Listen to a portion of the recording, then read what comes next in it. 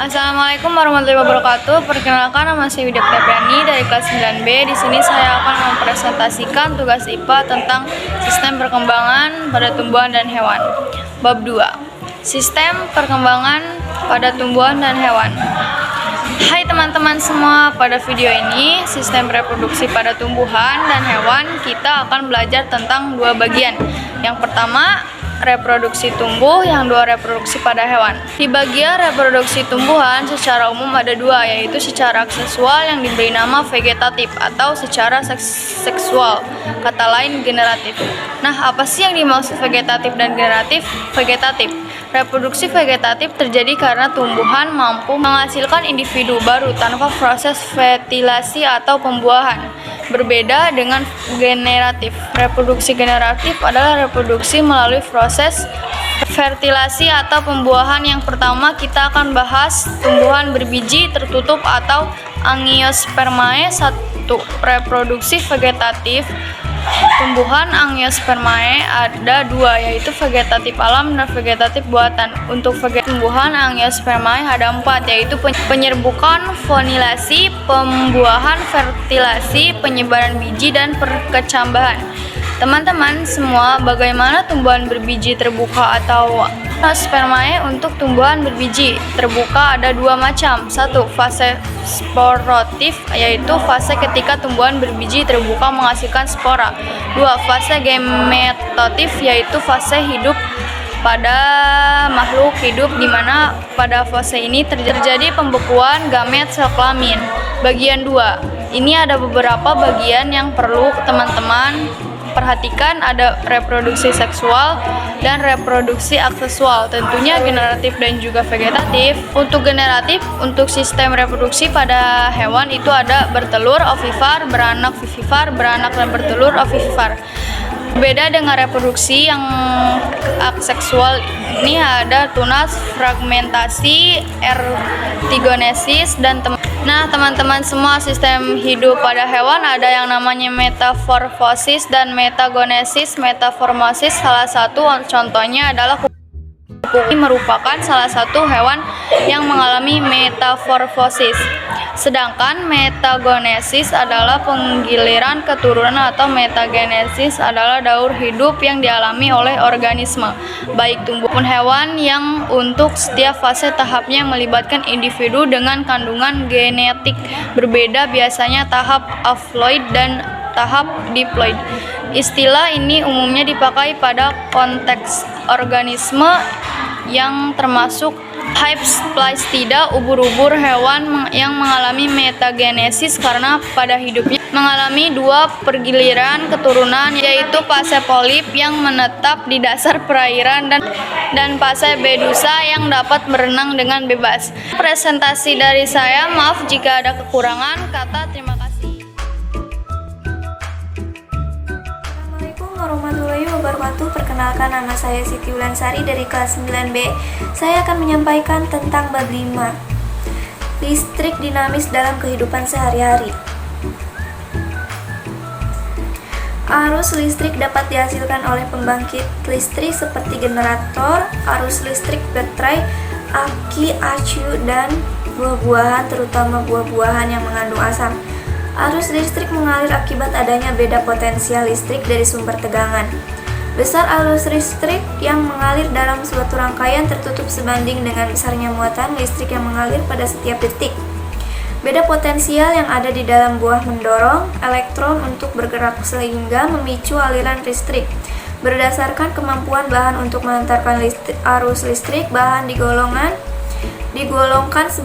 menjadi konduktor, semikonduktor, dan isolator. Konduktor listrik merupakan bahan-bahan yang dapat digunakan untuk mengantarkan listrik. Contoh bahan konduktor listrik diantaranya lembaga, perak, dan emas. Isolator listrik merupakan bahan yang sangat buruk untuk mengantarkan listrik. Contoh bahan isolator listrik diantaranya plastik dan karet. Bahan semikonduktor listrik adalah bahan-bahan yang jika berada pada suhu rendah bersifat sebagai isolator, sementara pada suhu tinggi bersifat sebagai konduktor. Contoh bahan semikonduktor listrik adalah karbon, silikon, dan germanium, hambatan jenis baru. merupakan besar hambatan setiap jenis kawat yang panjangnya per satu satuan luas penampang. Semakin kecil hambatan jenis suatu bahan, semakin baik kemampuan bahan tersebut untuk menghantarkan listrik. Besar hambatan listrik suatu kawat dipengaruhi oleh hambat, jenis kawat, panjang kawat, dan luas penampang kawat. Rangkaian listrik terdiri atas dua jenis, yaitu rangkaian paralel.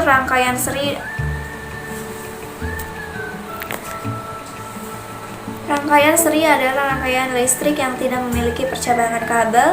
Rangkaian paralel adalah rangkaian yang tidak memiliki percabangan kabel. Hukum Kirchhoff menyebutkan bahwa besar arus listrik yang masuk ke dalam titik cabang kawat penghantar nilai sama dengan besar arus listrik yang keluar dari titik cabang kawat penghantar tersebut. Hambatan listrik dapat dipasang secara seri atau paralel. Pola pemasangan hambatan listrik dapat mempengaruhi besar arus listrik yang suatu rangkaian listrik. Rangkaian hambatan nilai seri kuat arusnya semakin sama tetapi tegangannya berbeda. Rangkaian hambatan listrik paralel, tegangan listrik bernilai sama tetapi besar kuat arusnya berbeda. Sumber arus listrik terdiri atas dua jenis, yaitu sumber arus listrik searah direct currents dan sumber arus bolak-balik alternating currents. Berdasarkan dapat atau setidaknya diisi ulang sumber arus listrik di elemen primer dan elemen sekunder. Elemen primer adalah sebutan bagi sumber arus listrik yang tidak dapat diisi ulang ketika energinya habis. Contohnya seperti kering, dan elemen volta. Elemen sekunder adalah sebutan bagi sumber arus listrik yang dapat diisi ulang ketika energinya habis. Contohnya seperti akumulator dan baterai lithium-ion digunakan pada telepon genggam atau kamera. Energi listrik dapat diubah menjadi energi lain, misalnya kipas angin yang mampu mengubah energi listrik menjadi energi gerak. Sebaliknya, energi lain dapat diubah menjadi energi listrik. Misalnya, energi kimia pada akumulator ASU dapat diubah menjadi energi listrik. Sumber energi listrik alternatif diperoleh dari sumber energi yang berlimpah di alam, misalnya berasal dari energi matahari, energi angin, energi air, bioenergi, dan nuklir. Upaya untuk menghemat energi listrik diantara menggunakan energi listrik seperlunya atau mengganti peralatan listrik dengan peralatan yang berdaya lebih kecil. Sekian dari saya, mohon maaf kalau ada salah. Demikian dari saya yang saya sampaikan. Jika ada salah, mohon maaf. Wabillahi taufiq wal hidayah. Wassalamualaikum warahmatullahi wabarakatuh. Warahmatullahi wabarakatuh. Nama saya Selvi Fitria dari kelas 9B. Saya akan mempresentasikan IPA bab 2 tentang perkembangbiakan pada tumbuhan dan hewan. Pada bab ini kita akan mempelajari berbagai macam cara perkembangbiakan kelompok besar tumbuhan, yaitu tumbuhan berbiji, Spermatophyta, tumbuhan paku Pteridophyta, dan lumut Bryophyta. Pembahasan pada tumbuhan berbiji Spermatophyta dibagi menjadi dua, yaitu tumbuhan berbiji tertutup Angiospermae dan tumbuhan berbiji terbuka Gymnospermae. 1. Perkembangbiakan tumbuhan Angiospermae. Tumbuhan Angiospermae atau tumbuhan berbiji tertutup adalah tumbuhan yang memiliki ciri bakal biji berada dalam bakal buah (akvarium). Bakal buah adalah bagian putik yang membesar yang tersusun oleh daun buah. Bakal buah selanjutnya akan berkembang menjadi buah dan bakal biji berkembang menjadi biji. Tumbuhan biji tertutup sangat penting bagi kehidupan manusia maupun hewan, karena tumbuhan inilah yang menyediakan hampir semua bahan makanan yang berasal dari tumbuhan. Tumbuhan Angiospermae mengalami perkembangbiakan vegetatif dan perkembangbiakan generatif. Perkembangbiakan vegetatif pada tumbuhan Angiospermae. Tumbuhan dapat berkembang biak dengan menggunakan bagian tumbuhan seperti akar, batang, ataupun daun. Cara perkembangbiakan tumbuhan dengan menggunakan bagian tumbuhan disebut perkembangbiakan secara vegetatif. Perkembangbiakan tumbuhan secara vegetatif dapat menghasilkan individu baru tanpa melibatkan proses fertilisasi. Proses peleburan inti sel sperma dengan inti sel telur sehingga membentuk zigot. Tumbuhan dapat melakukan perkembangbiakan vegetatif karena tumbuhan memiliki sel-sel yang memiliki kemampuan untuk berkembang menjadi berbagai jenis sel penyusun jaringan dan organ tumbuhan yang disebut sel merintem. Tumbuhan dapat melakukan perkembangbiakan vegetatif karena tumbuhan memiliki sel-sel yang memiliki kemampuan untuk berkembang menjadi berbagai jenis sel penyusun jaringan dan organ tumbuhan yang disebut sel meristem. Keturunan yang dihasilkan dari perkembangbiakan vegetatif memiliki sifat atau karakter yang sama seperti sifat induknya. 1. Perkembangbiakan vegetatif alami. Tumbuhan yang dapat berkembang biak dengan bagian tubuh tanpa bantuan manusia inilah yang disebut dengan perkembangbiakan vegetatif alami. Berikut ini adalah berbagai macam cara perkembangbiakan vegetatif alami. A. Rizoma. Pada batang terdapat ruas dan buku. Pada buku inilah tempat tumbuhnya tunas. Pada buku inilah tempat tumbuhnya tunas yang akan berkembang menjadi tumbuhan baru. Beberapa tumbuhan berkembang biak dengan tunas pada batang yang ada di dalam tanah. Batang yang ada di dalam tanah tersebut. Beberapa tumbuhan berkembang biak dengan tunas pada batang yang ada di dalam tanah. Batang yang ada di dalam tanah disebut rizoma. Beberapa contoh tumbuhan yang berkembang biaknya dengan rizoma adalah jahe, kunyit, lengkuas, dan temulawak. B. Stolon. Pada rumput dan beberapa tanaman lain, misalnya stroberi dan pegagan, terdapat batang yang menjalar di atas tanah. Batang tumbuhan yang menjalar di atas tanah disebut stolon. Geragi. Tunas dapat tumbuh pada buku dari stolon. Saat tunas terpisah dari tanaman induk, tunas sudah mampu tumbuh menjadi individu baru. C. Umbil lapis. Dinamakan umbil lapis karena memperlihatkan susunan yang berlapis-lapis yang terdiri atas daun yang menebal, lunak, dan berdaging serta batang yang berupa bagian kecil pada bagian bawah umbil lapis yang disebut dengan cakram. D. Umbi batang. Pada permukaan kentang, mungkin kamu akan dapat melihat mata tunas kuncup. Pada kondisi yang sesuai untuk pertumbuhannya dari mata tunas, ini akan terbentuk tunas dan menghasilkan tumbuhan baru. E. Kuncup adventif daun. Tahukah kamu bahwa pada bagian tepi daun terdapat sel yang selalu membelah, sel meristem? Pada bagian daun yang demikian dapat membentuk kuncup. Kuncup merupakan calon tunas yang terdiri atas calon batang beserta calon daun. Kuncup yang terdapat pada tepi daun disebut kuncup adventif daun dan tunas liar pada tepi daun. Contoh tumbuhan yang berkembang biak dengan kuncup adventif daun adalah cocor bebek. Perkembangbiakan vegetatif buatan. Berikut ini berbagai kegiatan yang dapat dilakukan manusia untuk membantu perkembangbiakan tanaman.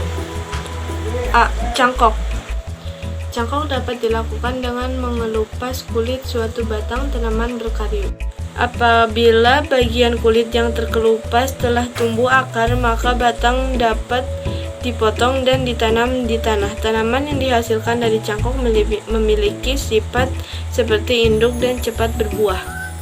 Namun demikian, perakaran tanaman ini kurang kuat. Cangkok dapat dilakukan pada tanaman berkayu seperti mangga, rambutan, dan jeruk. B. Merunduk.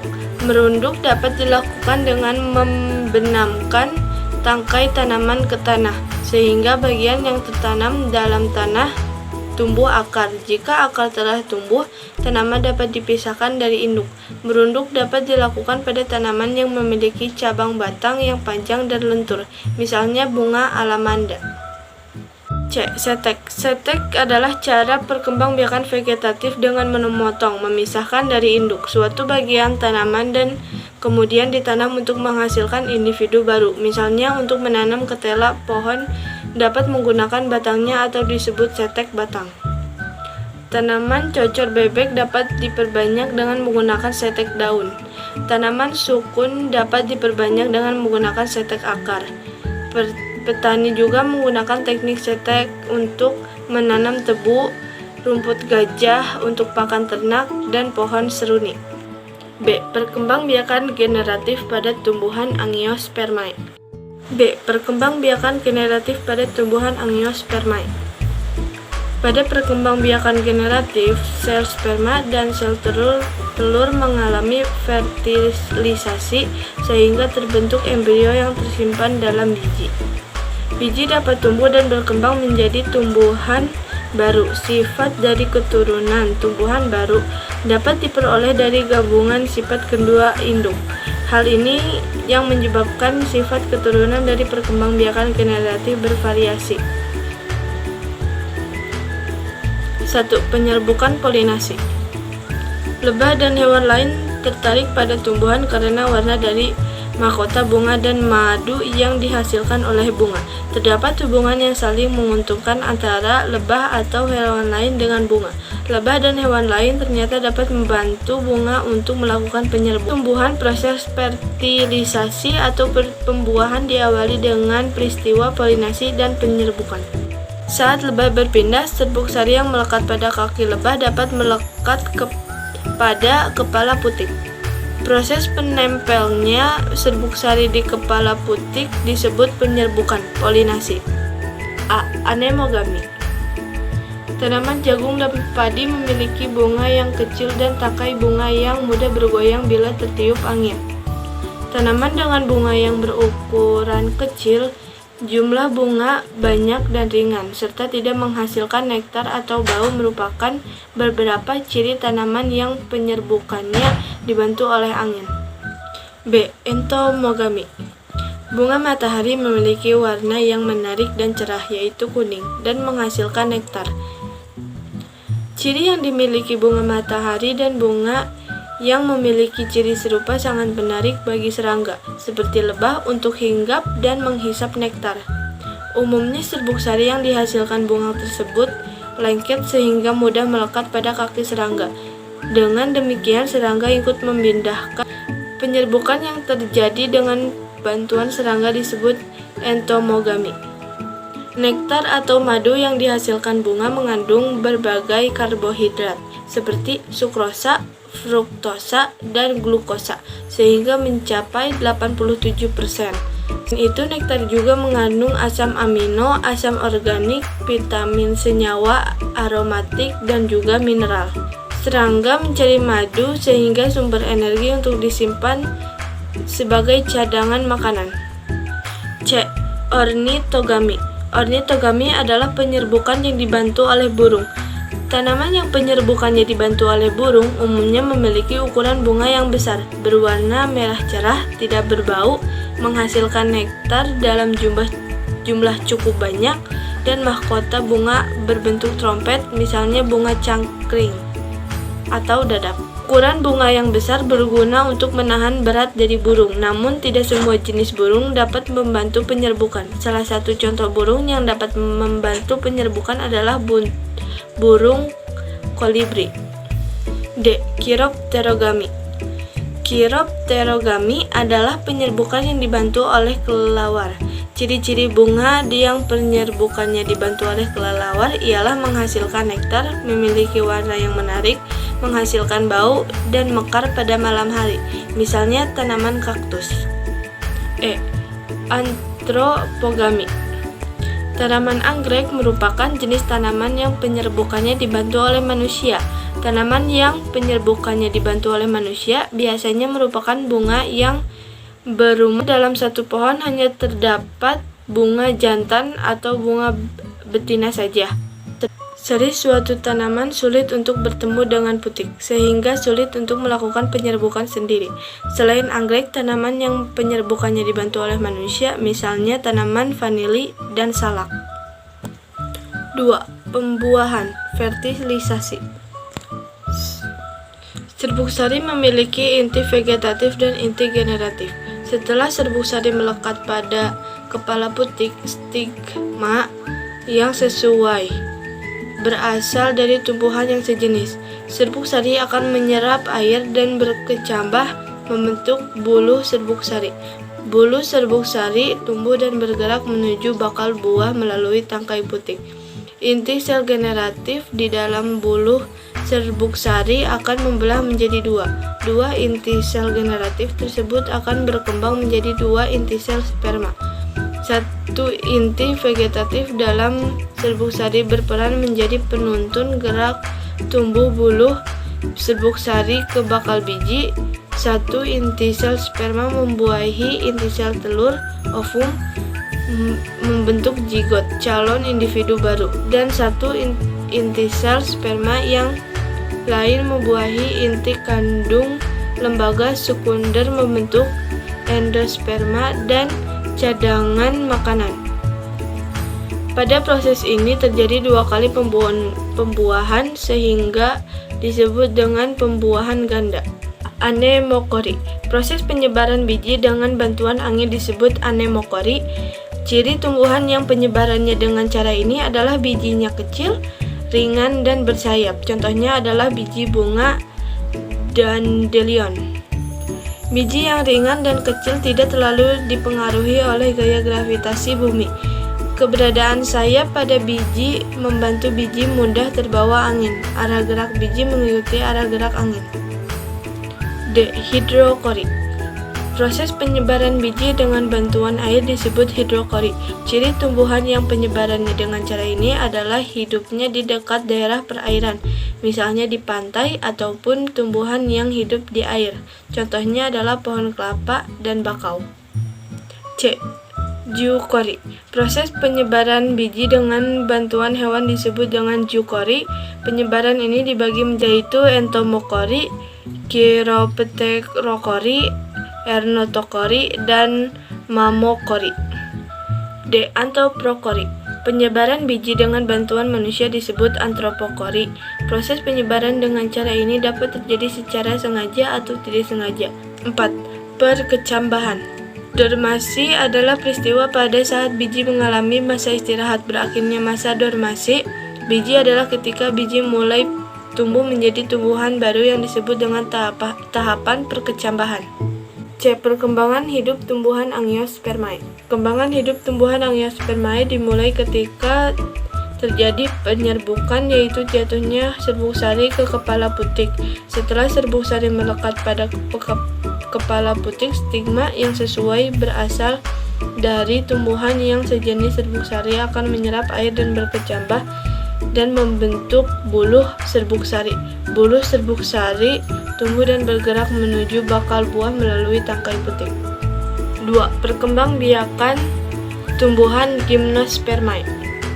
Tumbuhan Gymnospermae tidak memiliki bunga seperti halnya tumbuhan Angiospermae. Namun tumbuhan Gymnospermae memiliki alat perkembangbiakan generatif yang disebut trobilus atau runjung. Pada tumbuhan pinus dan melinjo terdapat dua jenis trobilus dalam satu pohon, yaitu trobilus jantan dan trobilus betina. 3. Perkembangbiakan tumbuhan paku. Semua tumbuhan paku tidak menghasilkan bunga. Tumbuhan pakis dan juga tumbuhan paku lain tidak berkembang biak dengan menggunakan bunga, tetapi menggunakan spora. Namun demikian, tumbuhan paku juga tetap dapat menghasilkan sel kelamin dalam perkembangbiakannya. 4. Perkembangbiakan tumbuhan lumut. Tumbuhan lumut dapat berkembang biak secara generatif dengan menghasilkan sel kelamin dan secara vegetatif dengan menggunakan spora. A. Hidroponik. Hidroponik merupakan cara penanaman tumbuhan dengan menggunakan larutan nutrisi dan mineral dalam air dan tanpa menggunakan tanah. Tanaman darat khususnya sayuran seperti paprika, tomat, timun, terong, dan selada dapat ditanam secara langsung dalam wadah yang berisi nutrisi atau dengan ditambah medium yang serta larut dalam air. Misalnya kerikil, arang, sekam, spons, serbuk kayu, dan lain sebagainya. B. Vertikultur. Vertikultur merupakan metode budidaya tanaman dengan cara membuat instalasi secara bertingkat, vertikal, dengan tujuan untuk meningkatkan jumlah tanaman. Teknik budidaya ini merupakan konsep penghijauan yang cocok untuk daerah perkotaan dan lahan terbatas. C. Kultur jaringan tumbuhan. Kultur jaringan adalah suatu metode perbanyakan tumbuhan dengan cara mengambil suatu bagian dari tanaman seperti sel atau sekelompok sel, jaringan atau organ. Bagian tanaman yang telah diambil selanjutnya ditumbuhkan dalam kondisi steril pada medium yang mengandung nutrisi dan zat pengatur tumbuh, hormon. 1. Perkembangbiakan aseksual pada hewan. A. Membentuk tunas. Terdapat hewan yang mampu berkembang biak aseksual dengan cara membentuk tunas untuk menghasilkan keturunan. Contoh hewan yang melakukan perkembangbiakan dengan cara ini antara lain hewan dari filum. B. Fragmentasi. Planaria merupakan salah satu contoh hewan yang melakukan fragmentasi. Perkembangbiakan dengan cara ini terjadi melalui dua tahap. Tahap pertama adalah fragmentasi, yaitu pematahan atau pemotongan tubuh induk menjadi dua bagian atau lebih. Selanjutnya terjadi tahap regenerasi, yaitu setiap potongan tubuh induk tersebut membentuk bagian tubuh lain yang tidak ada pada bagian tersebut. Pada akhirnya setiap potongan tubuh tersebut akan membentuk individu baru dengan bagian tubuh yang lengkap seperti induknya. C. Partenogenesis. Partenogenesis secara alami dapat terjadi pada hewan lebah, semut, tawon, kutu daun, dan kutu air. Pada lebah, ovum yang dibuahi akan tumbuh dan berkembang menjadi lebah betina, sedangkan yang tidak dibuahi akan tumbuh menjadi lebah jantan. 2. Perkembangbiakan seksual pada hewan. A. Hewan vivipar. Hewan vivipar disebut juga hewan melahirkan. Hewan ini memiliki embrio yang berkembang di dalam rahim induk betinanya dan akan dilahirkan pada saat umurnya yang sudah mencukupi. Embrio akan memperoleh nutrisi dari induk melalui perantara plasenta. B. Hewan ovipar. Contoh hewan ovipar antara lain cicak, katak, ikan mujair, ayam, burung elang, dan itik. Hewan ovipar disebut juga dengan hewan bertelur. Hewan ini embrionya berkembang di dalam telur. Telur hewan ini akan dikeluarkan dari tubuh induk betina. C. Ovovivipar. Hewan ovovivipar disebut juga hewan bertelur dan melahirkan. Embrio hewan yang tergolong ovovivipar sebenarnya berkembang di dalam telur, tetapi embrio tidak dikeluarkan dalam bentuk telur seperti pada hewan ovipar.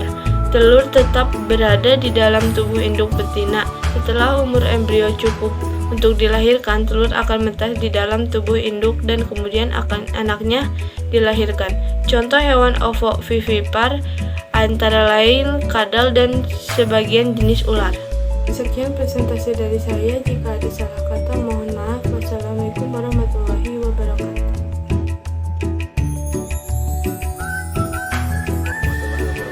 Perkenalkan, nama saya Rizky Karya dari kelas 9B. Saya akan menerangkan tentang bab 1, sistem reproduksi pada manusia. 1. Pembelahan sel ada dua, yaitu pembelahan mitosis dan meiosis. Pembelahan mitosis adalah pembelahan yang menghasilkan dua sel anakan yang sifat genetiknya sama dengan sel induk. Jumlah kromosom yang dihasilkan adalah diploid. Tahapan pembelahan mitosis yaitu profase, metafase, anafase, dan telofase. Seperti tahapan pembelahan mitosis yaitu profase, metafase, anafase, dan telofase. Seperti di bawah ini adalah pembelahan sel yang menghasilkan 4 sel anakan yang memiliki kromosom haploid yang berasal dari sel induk diploid. Pembelahan meiosis terjadi dalam dua tingkatan. Tingkatan yang pertama yaitu profase, 1 metafase, 1 anafase, dan telofase 1. Tingkatan kedua yaitu profase 2, metafase 2, anafase 2, dan telofase 2. 2. Sistem reproduksi laki-laki. Sistem reproduksi pada laki-laki terdiri atas 1. Organ reproduksi luar yang berupa penis dan skrotum. 2. Organ reproduksi dalam yang berupa testis, epididymis, vas deferens, uretra, kelenjar vesikula, seminalis, kelenjar prostat, dan kelenjar Cooper. Penis adalah bagian terluar organ reproduksi laki-laki, berfungsi sebagai saluran urin dan sperma. Skrotum adalah organ yang bentuknya seperti kantung, berfungsi untuk melindungi dan menjaga suhu testis. Testis adalah bentuknya seperti bulat telur, jumlahnya 2 buah sepasang yang tersimpan dalam skrotum. Berfungsi untuk memproduksi sperma dan hormon testosteron. Sperma adalah sel tunggal yang terdiri atas kepala dan ekor yang merupakan sel kelamin laki-laki. Hormon testosteron adalah senyawa yang dapat merangsang perubahan fisik laki-laki pada masa pubertas seperti tumbuhnya jakun, membesarnya suara, tumbuhnya kumis, dan sebagainya. Masa pubertas adalah masa seseorang ketika mengalami pematangan fungsi seksual yang disertai perubahan fisik dan psikis. Sperma yang diproduksi dalam testis selanjutnya keluar melalui epididymis. Epididymis adalah saluran yang keluar dari testis berukuran 4 cm, berfungsi untuk penyimpanan sperma sementara. Selanjutnya, sperma yang sudah matang keluar melalui vas deferens. Vas deferens adalah lanjutan dari epididymis, berupa saluran panjang yang mengarah ke atas, berfungsi untuk menghubungkan epididymis dan uretra. Uretra adalah saluran yang terdapat di dalam penis, merupakan saluran akhir reproduksi, berfungsi untuk keluarnya urin dan sperma. Kelenjar reproduksi adalah kelenjar yang berfungsi memproduksi getah atau cairan yang nantinya akan bercampur dengan air mani atau semen. Kelenjar reproduksi laki-laki ada 3, yaitu kelenjar vesikula, seminalis, prostat, dan Cooper atau bulboretra. Kelenjar vesikula seminalis adalah bagian yang bentuknya seperti kantung kecil berukuran tambah 5 cm, terletak di belakang kantung kemih, berfungsi untuk menghasilkan zat yang bersifat basa atau alkali, fruktosa atau gula monosakarida, hormon prostaglandin, fosfor dan potasium, serta protein pembekuan. Cukup sekian penjelasan dari saya tentang bab 1. Semoga bermanfaat bagi semuanya. Sekian dan terima kasih. Wabillahi taufiq wal hidayah. Wassalamualaikum warahmatullahi wabarakatuh.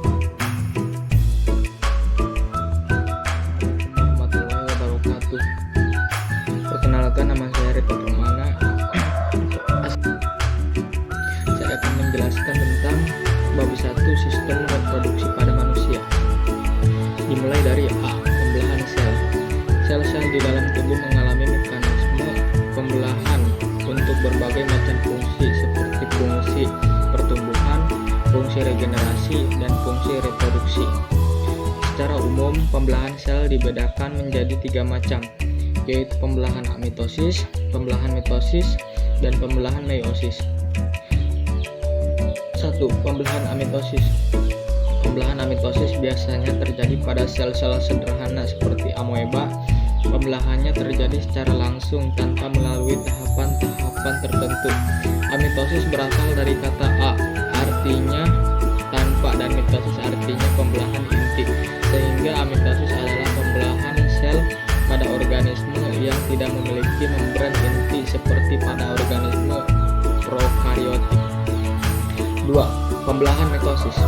Pembelahan mitosis terjadi pada sel-sel tubuh atau sel somatis. Pada pembelahan mitosis terjadi tahapan-tahapan pembelahan. Pembelahan mitosis berfungsi untuk pertumbuhan dan regenerasi. Pembelahan sel menyebabkan sel-selnya bertambah banyak, sehingga ukuran makhluk hidup akan semakin besar. Selain itu, pembelahan sel juga memperbaiki jaringan yang mengalami kerusakan. Pembelahan mitosis menghasilkan anak yang memiliki jumlah kromosom sama dengan jumlah induk. Kromosom adalah materi genetik yang berperan dalam pewarisan sifat. Pembelahan mitosis terdiri atas 4 fase pembelahan, yakni profase, metafase, anafase, dan telofase. 3. Pembelahan meiosis. Pembelahan meiosis adalah pembelahan yang terjadi pada sel-sel gamet atau kelamin berfungsi untuk menghasilkan sel-sel kelamin. Pembelahan meiosis disebut juga sebagai pembelahan reduksi karena menghasilkan keturunan dengan jumlah kromosom setengah dari kromosom induk. Pembelahan meiosis dibagi menjadi meiosis 1 dan meiosis 2. B.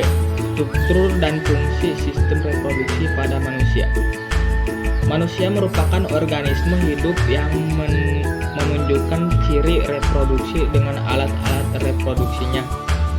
Alat reproduksi pada manusia dibedakan menjadi dua macam, yakni organ reproduksi pada laki-laki dan organ reproduksi pada perempuan. 1. Organ reproduksi pada laki-laki. Organ reproduksi pada laki-laki dibedakan menjadi dua macam, yakni organ reproduksi pada laki-laki dan organ reproduksi pada perempuan. A. Organ reproduksi luar. Alat reproduksi luar merupakan alat reproduksi yang terletak pada bagian luar tubuh manusia. Alat-alat reproduksi luar pada laki-laki terdiri atas penis dan skrotum. 1. Penis. Penis adalah alat reproduksi luar pada laki-laki yang berfungsi sebagai saluran urin dan saluran sperma. 2. Skrotum. Skrotum merupakan kantong berbentuk lipatan-lipatan kulit. Pada skrotum tersebut terdapat dua buah testis yang berbentuk bulat telur. B. Organ reproduksi dalam. Alat reproduksi dalam adalah alat reproduksi yang terletak di bagian dalam tubuh dan tidak dapat diamati secara langsung. Alat reproduksi dalam terdiri dari testis, saluran sperma, uretra, dan kelenjar reproduksi. 1. Testis. Testis merupakan organ yang terdapat di dalam skrotum. Testis terdiri dari dua buah organ yang berbentuk bulat telur. 2. Saluran sperma. Saluran sperma terdiri dari epidimis, vas deferens, dan uretra dengan fungsi-fungsi sebagai berikut. A. Epidimis. Epidimis merupakan saluran yang keluar dari testis. Sperma yang dihasilkan di dalam testis akan keluar melalui epidimis. B. Vas deferens. Vas deferens merupakan saluran yang menghubungkan epidimis dan uretra serta berfungsi sebagai saluran sperma menuju uretra. C. Uretra. Uretra merupakan saluran akhir dari saluran reproduksi laki-laki yang terdapat di dalam penis. 3. Kelenjar reproduksi. Kelenjar reproduksi berfungsi untuk memproduksi cairan yang bercampur dengan sel sperma menjadi cairan mani atau semen. Kelenjar reproduksi pada laki-laki terdiri atas vesikula seminalis, kelenjar prostat, dan kelenjar Cowper. A. Vesikula seminalis. Vesikula menghasilkan cairan yang bersifat basa dan mengandung fruktosa, prostaglandin, dan protein pembekuan. B.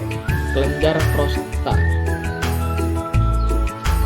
Kelenjar prostat berfungsi untuk menghasilkan cairan yang bersifat sedikit asam dan mengandung asam sidrat, enzim pepsinogen, lisozim, amilase, serta seminal plasmin yang berfungsi sebagai ambiotik untuk membunuh bakteri. C. Kelenjar Cowper.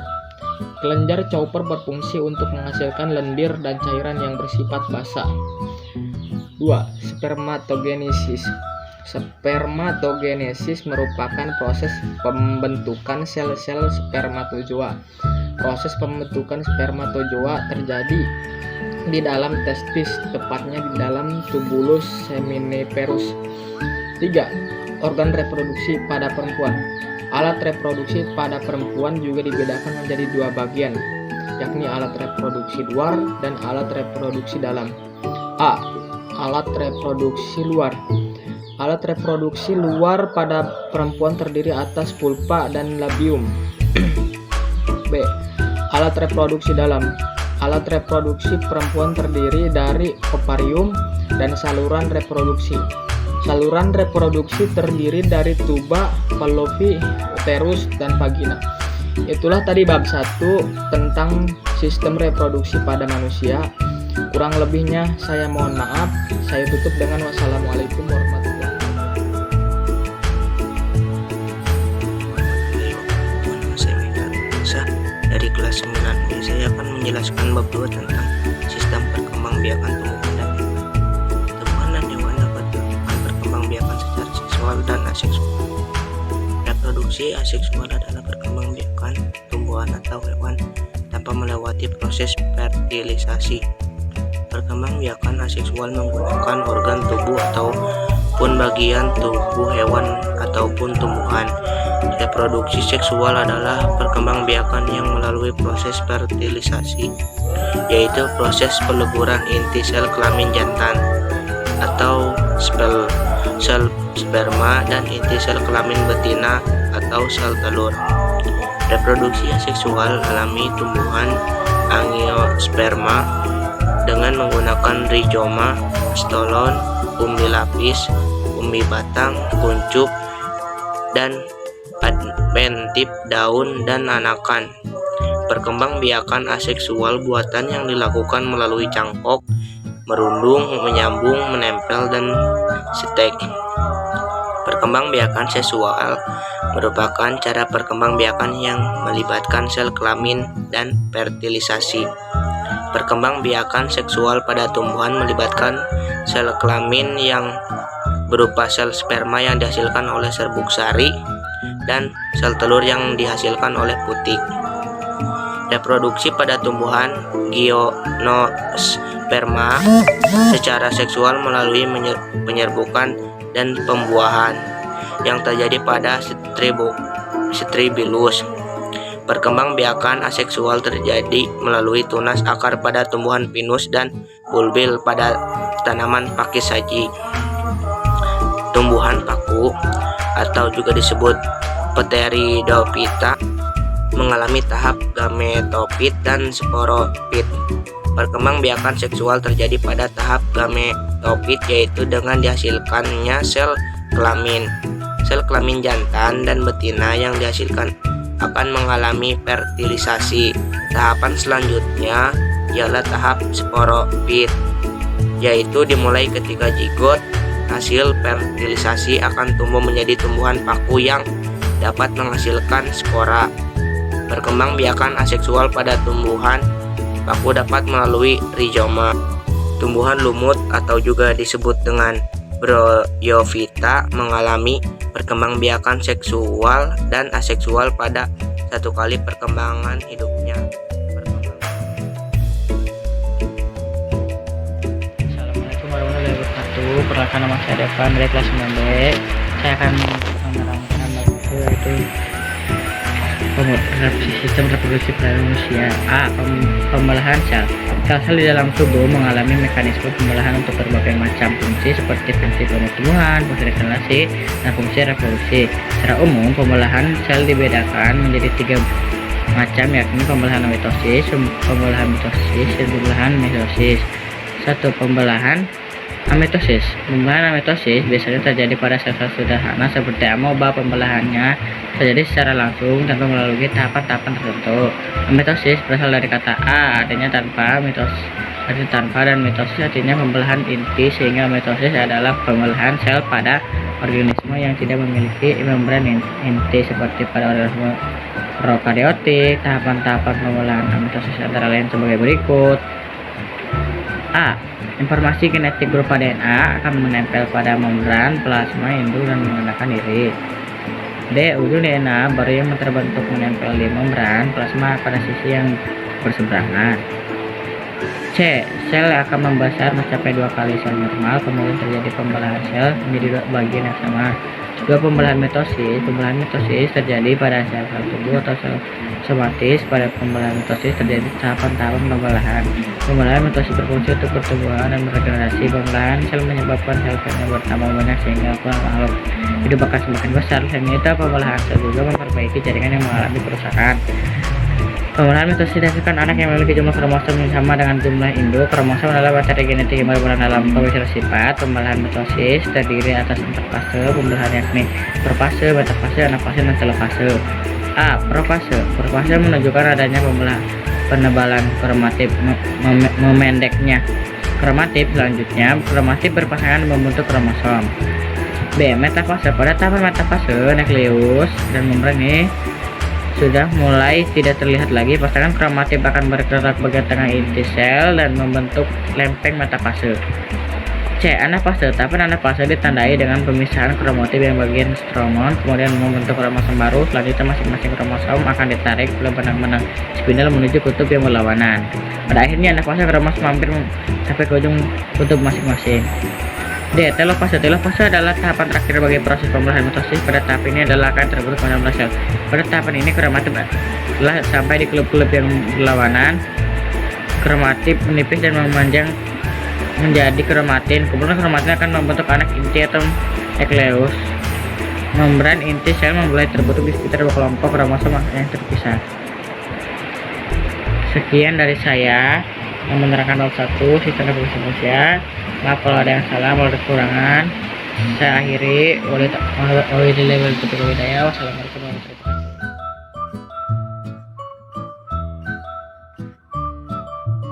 Assalamualaikum warahmatullahi wabarakatuh. Perkenalkan, nama saya Linda Putri Nurmadini dari kelas 9B. Saya akan mempresentasikan tentang bab 2, sistem perkembangbiakan pada tumbuhan dan hewan. Tumbuhan dan hewan dapat melakukan reproduksi secara seksual dan aseksual. Reproduksi aseksual adalah reproduksi tumbuhan atau hewan tanpa melewati proses fertilisasi. Reproduksi aseksual menggunakan organ tubuh ataupun bagian tubuh hewan ataupun tumbuhan.